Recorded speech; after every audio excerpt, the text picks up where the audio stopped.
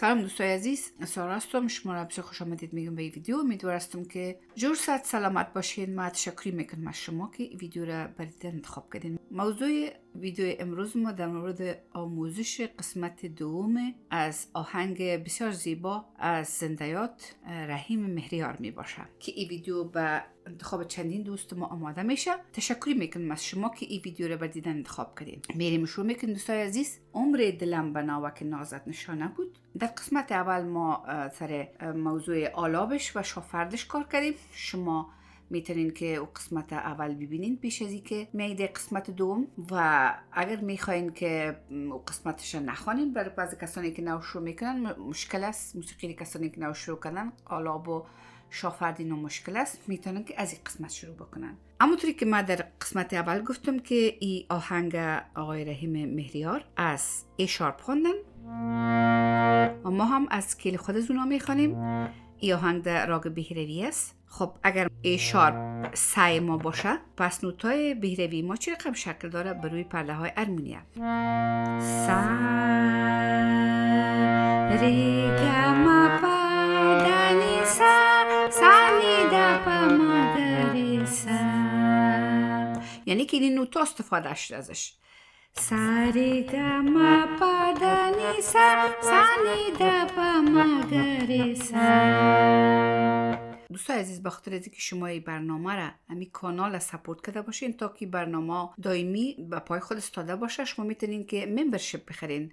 قیمتش بسیار کم است. شما میتونین که 3 روز 6 روز هر کدامش که شما انتخاب میکنین بخرین تا که این برنامه سپورت مالی شوه که بدون دوامدار کار کنه، یعنی بر شما در خدمت شما باشه.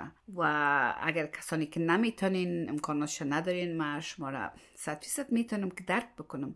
اما کسانی که میتونن، اگر میتونن که ممبرشیپ بخرن تا که این برنامه سپورت شد. آهنگ از اینمی ای شارپ ماینر کورد اینطور شروع میشه و آهنگ از سا شروع میشه. مرغی دلم بناوه که نازش نشانه بود، جان دادنم به خاک رهش رایگان بود، جان دادنم به خاک رهش جاودان بود، رایگان بود. عمری دلم ساری گما ساری سما، این رقم شروع میشه. ساری سما عمری دلم بناوه که نازش نشانه بود،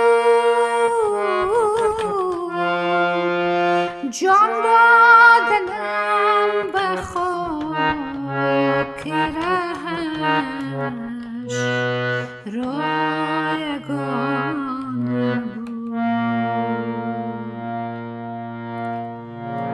اینمی آستای آهنگ از دوستای عزیز. اما موسیقی که در بین نواخته میشه، یک قسمتی از اینمی آستایی استفاده میکنه. این قسمته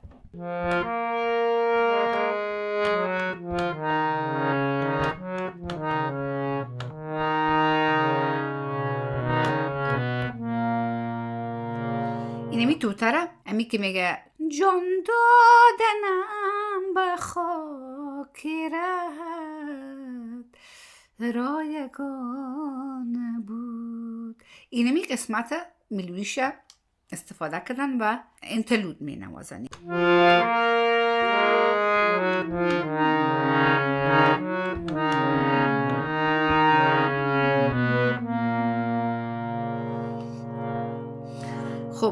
آهنگ دوباره بعد از انترلود سر زینمی ای شارپ ماینر کورد استارت میشه و از اینجا میایه دیگه قسمت، یعنی این ورژن میشه، اینطور میشه. باز از اینجا انتره شروع میشه. شما میتونین از اینجا بخونین. اگر کس میتونه بنواز از اینجا راستن بتونه اینطور مشکلی نیست. اگر میتونه کس ای شارپ ماینر کورد میدونه که انتره رو بخونه. انتره از سه خونده میشه ولی از این نیسته. خب ما وقتی که در اینجا در ای شارپ ماینر کورد استاد هستیم میتونیم که از اینجا بریم اینطور. رفتم چو قصد خویش بگیرم ز دام زلف، رفتم چو قصد خویش بگیرم ز دام زلف، افسوس که روی دل بر من در میان،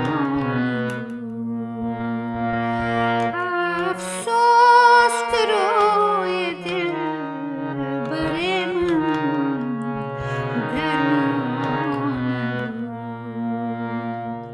اینه میانتریشه. سال امروی اگر گوشت کار میکنم. رفتم چو قصد خویش بگیرم ز دام زلف، رفتم چو قصد خویش بگیرم ز دام زلف، افسوس که روی دل بر من در میان. که باز دوباره آستایش شروع میشه و تکرار خوانده میشه. این تمام آهنگ بود دوستای عزیز. خدا کنه که شما با بزرگواریتان کاستی های ویدیو را لطفاً ببخشید. ریتم از این آهنگ والتز می باشه.